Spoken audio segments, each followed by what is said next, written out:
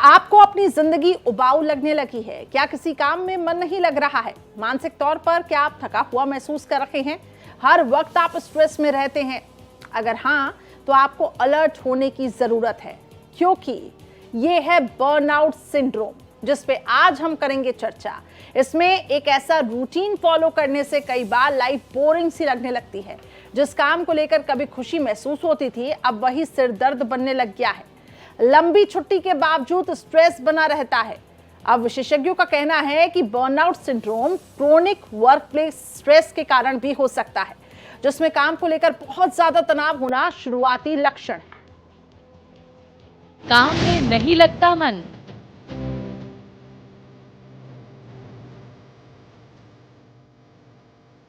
थकान का चरम,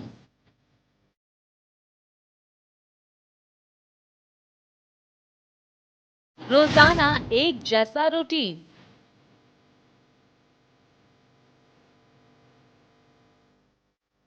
खुशी बन गई गम,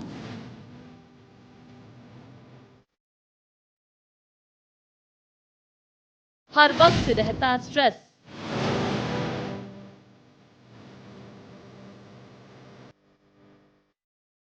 हो जाए फौरन अलर्ट।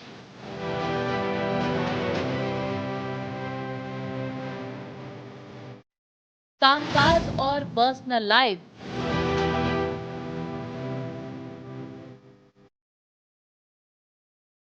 संतुलन बिगड़ा, बड़ा खतरा।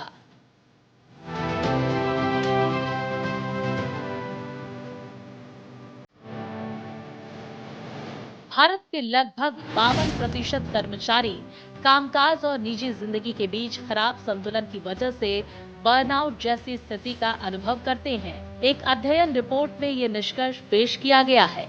बर्नआउट का मतलब है कर्मचारी लंबे समय तक तनाव में रहने की वजह से शारीरिक, मानसिक और भावनात्मक स्तर पर थकान महसूस करने लगता है। न्यूयॉर्क स्थित business process management player vertex group ने भारत के 5 राज्यों में किए गए एक सर्वेक्षण के आधार पर ये नतीजा निकाला है।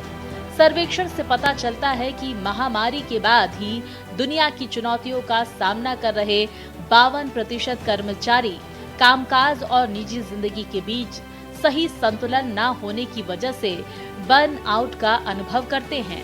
वर्टेक्स ग्रुप ने बयान में कहा है कि इस सर्वेक्षण में कर्मचारियों की अपनी कार्यस्थल से अपेक्षा पर बल दिया गया है। इसमें लचीले और कामकाजी घंटों की बढ़ती मांग और व्यक्तिगत एवं पेशेवर कर्तव्यों के बीच एक स्वस्थ संतुलन पर प्रकाश डाला गया है।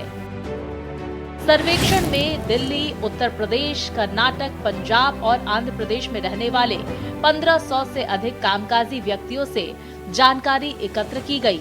वर्टेक्स ग्रुप के संस्थापक गगन अरोड़ा ने कहा है कि कामकाज और जिंदगी के बीच संतुलन समय की मांग है। खासकर आईटी क्षेत्र में संगठनों को कर्मचारियों की अपेक्षाओं के अनुरूप ढलना चाहिए और सप्ताहांत पर उन पर काम का बोझ नहीं डालना चाहिए। वर्टेक्स ग्रुप के मुताबिक सप्ताहांत कर्मचारियों के लिए तरोताजा होने और अगले हफ्ते के लिए खुद को तैयार करने का समय होना चाहिए। जब तक बहुत जरूरी ना हो, कर्मचारियों को इस समय पर काम नहीं सौंपा जाना चाहिए। सर्वेक्षण से ये भी पता चला है कि 23% से अधिक कर्मचारी निर्धारित कामकाजी घंटों से अधिक काम करते हैं। इसके मुताबिक कर्मचारियों का मानसिक स्वास्थ्य नियोक्ता संगठन के विकास के लिए महत्वपूर्ण है और काम से जुड़े तनाव के चलते हाल ही में कई कारोबारी दिग्गजों एवं कर्मचारियों की असमय मौत उच्च तनाव वाले व्यवसायों में स्वास्थ्य को प्राथमिकता देने की तत्काल जरूरत पर बल देती है। इस सर्वेक्षण में एक चौंकाने वाला निष्कर्ष भी सामने आया है कि 8 से 9 घंटे की शिफ्ट में 20% से अधिक कर्मचारी केवल 2.5 से 3.5 घंटे ही उत्पादक होते हैं।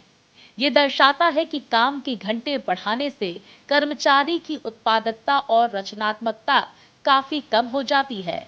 वर्टेक्स ग्रुप के सर्वे के मुताबिक इस प्रौद्योगिकी केंद्रित दौर में इंसान काम और जिंदगी के बीच खराब संतुलन की वजह से रोबोट में तब्दील होते जा रहे हैं और आखिरकार अपनी जान गंवा दे रहे हैं। ऐसी स्थिति में कार्यालय से परे काम के घंटे बढ़ाने के बजाय कौशल और उत्पादकता बढ़ाने के लिए प्रौद्योगिकी का उपयोग करना महत्वपूर्ण है।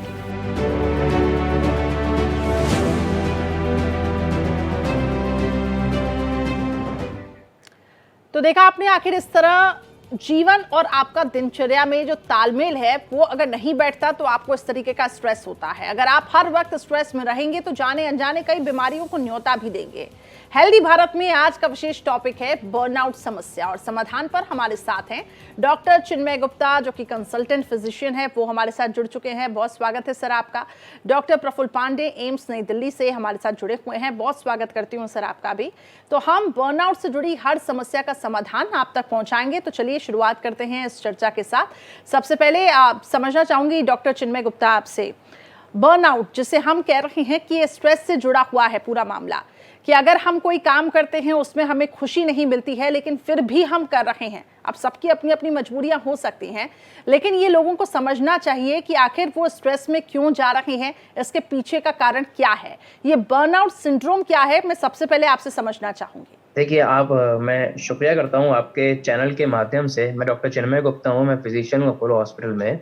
कि ये जो टॉपिक है बर्नआउट जो है, ये आजकल बहुत ज़्यादा महत्वपूर्ण है इसके बारे में जानना, और इसको जो स्ट्रेस हम लोग यूथ को, और जो यूथ हैं और जो एडोलेसेंट जो पीपल हैं, जो स्पेशली जो आईटी इंडस्ट्री में काम करते हैं, उनके लिए ये बड़ा डिफिकल्ट है। क्योंकि मैं देखता हूँ कई हमारे घर में भी, हमारे फैमिली में भी, कई दोस्तों में कई लोग हैं जो आईटी प्रोफेशनल्स हैं, सॉफ्टवेयर इंजीनियर्स हैं, जिनको they work in US companies. तो उनका जो, और स्पेशली जो कोविड के बाद, पोस्ट कोविड, जब से होम वर्क फ्रॉम होम का जो चलन शुरू हुआ है, उसके बाद से मैं देखता हूँ कि थोड़ा सा आई थिंक टाइम पीरियड जो होता है ऑफिस का, उससे कई घंटे ज्यादा लोगों को काम करना पड़ रहा है। कई लोगों को घर बैठे बैठे काम करना पड़ रहा है। कई लोगों को लाइक जैसे कोई यूएस कंपनी है तो यूएस टाइमिंग के हिसाब से यहाँ रात भर लोग अपने वीडियो कॉल्स और कॉन्फ्रेंसिंग पे जुड़े रहते हैं, क्योंकि टाइम जोन का फर्क है। तो ये चीजें बहुत हेल्थ को एक तरह से बहुत इफेक्ट करती हैं, चाहे वो हाइपरटेंशन हो, चाहे वो स्ट्रेस लेवल हो। देखिए, कहीं भी कोई भी रूटीन डिस्टर्ब होगा, रात में कोई काम करेगा तो अपनी नींद को कॉम्प्रोमाइज करके करेगा। अपना रूटीन जो नॉर्मल रूटीन है खाने पीने का, और जो एक्सरसाइज का और सोने का specially, which is very important for the body health, तो वो चीज कहीं ना कहीं कॉम्प्रोमाइज हो जाती है। तो मैं ये कहना चाहूंगा कि स्पेशली जो यंग लोग हैं, जो मतलब मिडिल एजेड ग्रुप है, जो इन जगह पे काम करता है, तो उनको एक एनवायरनमेंट इस तरह से बनाना चाहिए कि जब वो लोग काम कर रहे हैं ऑफिस का, तो काम मन लगाए करें, साथ साथ अपने लिए थोड़ा सा लेजर एक्टिविटीज हो, या थोड़ा सा एक वॉक हो, या एक मतलब पार्क में जाके वॉक करना हो, या थोड़ा जहाँ पे थोड़ा सा अपना तनाव दूर कर सके। बिल्कुल। तो वो चीज भी साथ साथ करना चाहिए। और जो लोग जैसे हाइपरटेंशन जिनको है, या ऑलरेडी वो लोग जैसे जेनेटिक्स से प्रोन है, जैसे उनके फादर मदर को ऑलरेडी हाइपरटेंशन या हार्ट की बीमारी है, या कुछ डायबिटीज है कुछ, तो उन लोगों को तो स्पेशली ज्यादा ध्यान रखना है। ठीक है, आप बने रहिए सर मेरे साथ। डॉक्टर प्रफुल्ल भी हमारे साथ जुड़े हुए हैं, उनकी तरफ मैं रुक करती हूँ। डॉक्टर प्रफुल्ल, बर्नआउट सिंड्रोम को हमने समझा, लेकिन बहुत मुश्किल हो जाता है इसको डिटेक्ट करना। अब लोग इसको समझ नहीं पा रहे हैं, मे बी लाइफस्टाइल ऐसा है, वर्किंग कल्चर ऐसा है कि रात में भी काम करना पड़ रहा है, नींद के साथ कॉम्प्रोमाइज हो रहा है, लेकिन उनको ये लगता है कि 8 घंटे की वो नींद तो ले रहे हैं, लेकिन वो स्लीप साइकिल जो डिस्टर्ब हो रहा है, जिसकी वजह से स्ट्रेस आता है, हाइपरटेंशन और कई बीमारियां हैं, लेकिन लोग इसे समझ नहीं पा रहे हैं कि उनके साथ क्या चल रहा है। तो ये जो बर्नआउट सिंड्रोम जो है, इससे हम जानना चाहेंगे इसके आखिर सिम्टम्स क्या क्या होते हैं, कैसे एक व्यक्ति को पता पड़े कि वो बर्नआउट सिंड्रोम से गुजर रहा है। मैम, इसमें 4 मेजर सिम्टम्स होते हैं जी। सबसे पहला है इमोशनल एंड फिजिकल एग्जॉस्शन। काम करने से पहले ही या कम काम करने पे ही अगर आपको थकान लग रही है, या आपको मन से लग रहा है कि मैं थका हुआ हूँ। दूसरा है सिनिसिज्म, कि आपको लगता है कि यार क्या ही होगा काम करके, क्या ही फायदा है, प्रमोशन तो होना नहीं है ना। तीसरा आपका है डिटैचमेंट फ्रॉम वर्क, जिसे हम क्वाइट क्विटिंग बोलते हैं कई बार, कि हमें पता है कि यार इतना ही हमें सैलरी मिलनी है, प्रमोशन होना नहीं होना हमें पता नहीं, तो बेयर मिनिमम काम करके कई बार लोग ट्राई करते हैं, जैसे क्वाइट क्विटिंग बोलते हैं, कि try not trying to put in their best. And lastly feeling of ineffectiveness, कि जो मैं काम कर रहा हूँ शायद उससे मेरी टीम को या समाज को उतना फर्क नहीं पड़ रहा। ये 4 मेन सिम्टम होते हैं जो अगर आपके वर्क प्लेस में आपको फील हो रहे हैं तो आप प्रोबेबली क्रॉनिक बर्नआउट से सफर कर रहे हो। जी, ठीक है। तो हमने बर्नआउट समझा, बर्नआउट के जो सिम्टम्स होते हैं इस सिंड्रोम के वो हमने समझे। अब आपसे मैं ये समझना चाहूँगी कि आखिर इसको दूर कैसे किया जाए सर? आप कैसे आखिर जैसे ये सिम्टम्स डिटेक्ट होते हैं तो कैसे खुद को इससे एस्केप किया जाए, एक हेल्दी लाइफस्टाइल पे आया जाए? ठीक है मैम, तो सबसे पहले तो इसमें ये बताना क्लियर है कि सबके लिए जॉब छोड़ना ऑप्शन नहीं होता या जॉब स्विच करना ऑप्शन नहीं होता। Exactly. Step number 1 is to figure out कि आपको बर्नआउट है। कई लोगों को समझ नहीं आता है। अगर आपको ये पता है तो फर्स्ट स्टेप वुड बी कि आप अपने सुपरवाइजर से बात करिए कि मुझे ये सब हो रहा है ना। आप अपने वर्कलोड पे थोड़ा कंट्रोल लाइए। उसके अलावा जैसा सर ने बोला, exercise helps a lot, sleep cycle regulate करना हेल्प्स अ लॉट। बिल्कुल। एंड उसके बाद भी अगर चीज नहीं बन रही then you should take professional help, क्योंकि इससे heart disease, depression, BP, sugar ये सब हो सकता है। मतलब ये दूसरी बीमारियों को भी जन्म दे सकता है, इसलिए बेटर होता है कि जैसे ही आपको अगर इस बीमारी का पता पड़ता है, बर्नआउट सिंड्रोम के बारे में थोड़ा बहुत भी अगर आपको लगता है कि आप इससे गुजर रहे हैं तो उसी समय आपको कुछ ना कुछ हेल्प यहाँ पे लेनी चाहिए। आप वो हेल्प मेंटली भी ले सकते हैं किसी के साथ कंसल्ट करके, या फिर फिजिकली जैसा कि आप बता रहे हैं कि एक्सरसाइज करके। डॉक्टर चिन्मय, कितना घातक ये हो सकता है? बिकॉज आज की लाइफ स्टाइल, खासतौर पर अगर हम यंगस्टर की बात करें तो जॉब करते हैं, उसके बाद अगर हम देखें कि वो टेम्पररी हैप्पीनेस की तरफ काफ़ी भाग रहे हैं और यही एक वजह बन रही है मेंटल एग्जर्शन की। देखिए, मैं आजकल हम काफ़ी न्यूज़ में देख रहे हैं कि यंग लोगों को काफ़ी हार्ट के बीमारियां हो रही हैं, हार्ट अटैक हो रहे हैं। कई बार आए दिन हम लोगों के न्यूज़ में आता है, कभी कुछ बहुत 20-25 साल की उम्र के लोग के हार्ट अटैक हो गया, कार्डियक अरेस्ट हो गया। तो ये अब मुझे लगता है कि ये पोस्ट कोविड थोड़ा ज़्यादा बढ़ गया है, थोड़ा अवेयरनेस भी ज़्यादा बढ़ी है, ये भी अच्छी बात है। लेकिन अब देखिए, हम लोगों को ये डॉक्टर साहब ने बिल्कुल ठीक कहा कि जॉब क्विट करना या जॉब स्विच करना is not the only option. देखिए, जॉब तो करना ही है सबको अपना काम तो प्रोफेशनल, अपने सब सक्सेसफुल होना चाहते हैं, प्रोफेशन तो अपना करना ही चाहिए सबको। लेकिन अब मुझे लगता है कि जो आपको अपना काम एंजॉय करना चाहिए, you should enjoy your work, है ना। जब आप अपना काम एंजॉय करने लगेंगे तो स्ट्रेस जो होगा वो कम होने लगेगा। और जब स्ट्रेस कम होगा तो आप मतलब जो बीमारियां हैं, चाहे हाइपरटेंशन हो, चाहे आप डिप्रेशन हो, चाहे डायबिटीज हो, चाहे हार्ट बीमारी हो, वो होने के चांसेस कम हो जाते हैं। दूसरा, फैमिली टाइम स्पेंड करें अच्छा, फैमिली के साथ, अपने वाइफ, अपने बच्चों के साथ अपना टाइम स्पेंड करें, तो उससे एक तरह का मुझे लगता है कि डी स्ट्रेसिंग होता है माहौल।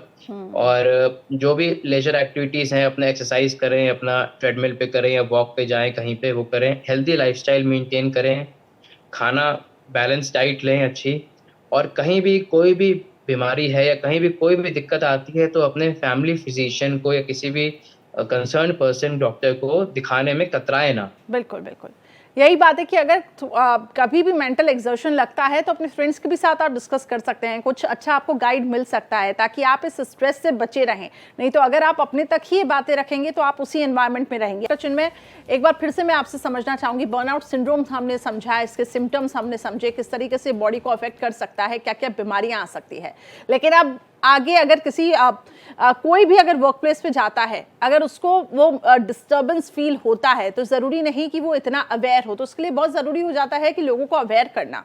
हालांकि हम अपने इस कार्यक्रम के माध्यम से लोगों को अवेयर करने की पूरी कोशिश कर रहे हैं, लेकिन व्यक्ति इसको समझ ही नहीं पाता, वो इसी में ही उलझा रहता है और कई बार हमने देखा है कि सुसाइड के केसेस भी काफ़ी ज़्यादा बढ़ रहे हैं। देखिए, इसमें मैं कहना चाहूँगा, कभी भी किसी को भी कोई भी सिम्टम जैसे कि घबराहट होना, पैल्पिटेशंस होना, एंजाइटी होना, मन में काम में मन ना लगना, या फिर कंसंट्रेशन डेवलप ना होना, या ज़रूरत से ज़्यादा थकान महसूस करना, नींद आना, तो ये सब चीज़ें होती हैं।